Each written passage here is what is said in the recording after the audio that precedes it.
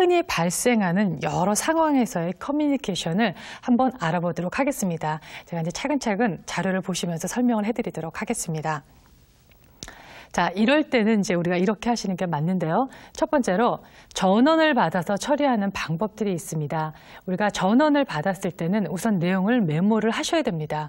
어떤 내용을 메모를 하시냐면 누가 방문을 했었는지, 아니면 전화가 왔었는지, 아니면 어떤 용건인가를 쉽게 적어두셔야 나중에 전원을 하실 때 상대방이 그 전원을 제대로 알아서 나중에 그 용무를 처리를 할 수가 있겠지요.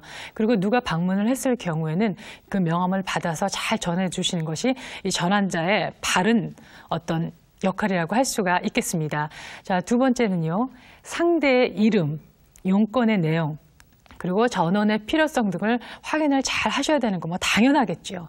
그리고 끝까지 들은 후에는 전원 내용을 복장을 해주셔야 됩니다. 왜? 상대가 내가 또 잘못 들을 수도 있고 잘못 이해를 할 수도 있기 때문에 복장을 함으로 인해서 우리가 더 확인하는 그런 의미가 포함되어 있다라고 생각을 하시면 되겠습니다. 자, 그리고 그 다음을 보도록 하겠습니다. 사람에게 우리가 부탁하는 방법인데요. 첫 번째로는 내가 희망하는 대로 상대가 전하도록 꼭 부탁을 하셔야 됩니다.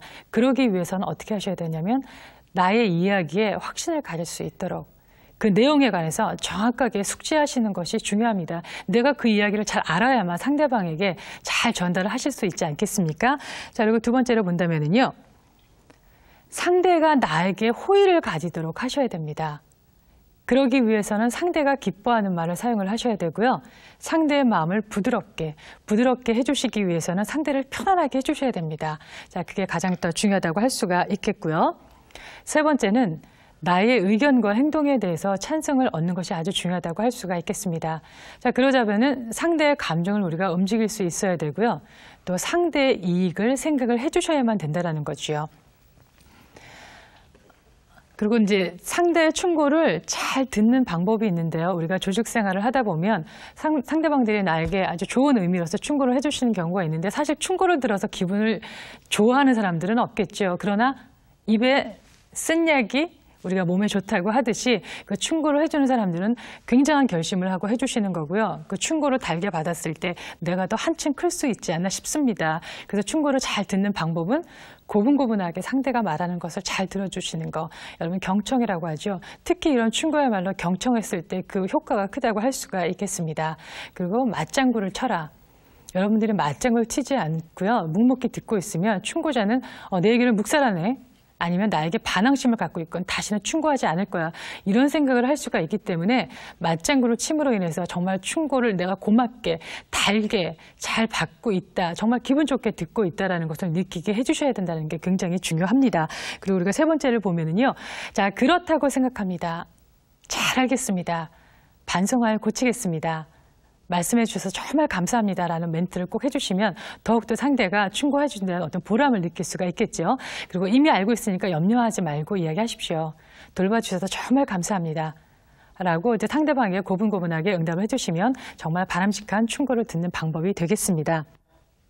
직장 내는 이제 상하관계가 존재하는 곳이고 또 내가 아랫사람인 경우에 아무리 최선을 다한다고 해도 실수를 하는 경우가 있습니다. 그래서 우리가 상사분에게 야단을 맞는 경우가 있는데 그 야단도 우리가 능숙하게 잘 맞아야 또 그 상사분과의 내 관계가 좋게 유지가 될 수가 있겠죠. 그래서 어떻게 하면 능숙하게 야단을 맞을 수 있는지 한번 보도록 하겠습니다.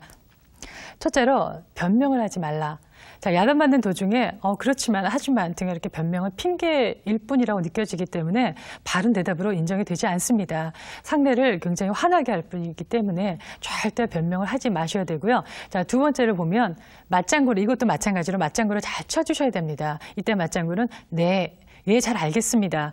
라고 하시는 것이 바람직하겠고요. 그다음에 내가 야단을 맞으니까 분명히 잘못한 점이 있으시겠죠. 그래서 사과를 하셔야죠. 만약 내가 잘못했다면 사과하는 것이 제일이다. 예, 제가 틀렸습니다. 이유는 주의하겠습니다. 정말 죄송합니다. 라고 해주시는 게 맞겠고요. 그리고 네 번째, 이제 뾰루퉁한 얼굴은 하지 말라. 이제 보통 이렇게 화난 얼굴, 야단 맞을 땐 기분이 안 좋으니까 우리가 뾰루퉁한 얼굴이나 화난 얼굴을 하게 되는데 이것은 별로 바람직하지 않다라는 거죠. 그렇게 뾰루퉁한 얼굴을 하게 되면 그럼 잘했다는 거야? 하고 상대를 더 화나게 하는 방법이 되기 때문에 우리가 좀 지양을 하셔야 될 것 같습니다. 그리고 아무리 우리가 아랫사람이라고 하더라도요. 명령하는 것보다는 부탁을 들었을 때 훨씬 그 동기부여가 된다라고 합니다. 같은 값이면 다 엉치마라는 표현이 있지 않습니까?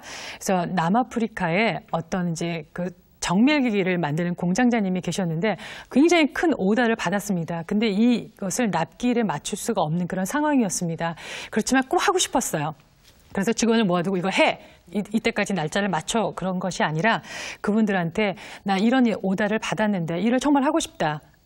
이 일을 하기 위해서는 어떻게 하면 좋겠습니까? 라고 상대방들한테 그리고 이 일을 우리가 했을 경우에는 이러한 이득이 우리한테 있다라고 말을 했습니다. 자, 이 일을 하기 위해서 어떻게 했으면 좋겠습니까? 라고 의견을 구했습니다. 그랬더니 여러 가지 의견이 나왔고 그분들이 분명히 이 일은 납기일에 맞출 수 없는 일이었지만 그렇게 상대가 특히 우리 공장장님이 나에게 부탁을 해주시는 그런 말씀을 듣고 서로가 다 하겠다고 했습니다. 그래서 결국에는 그 납기일에 맞추는 그런 일이 발생을 한 거죠.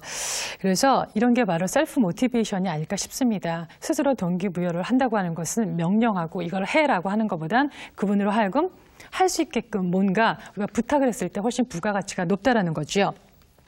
자, 직장에서의 바람직한 커뮤니케이션, 지금 이 사례에서 보셨다시피 바로 비즈니스의 성공이라고 생각을 합니다.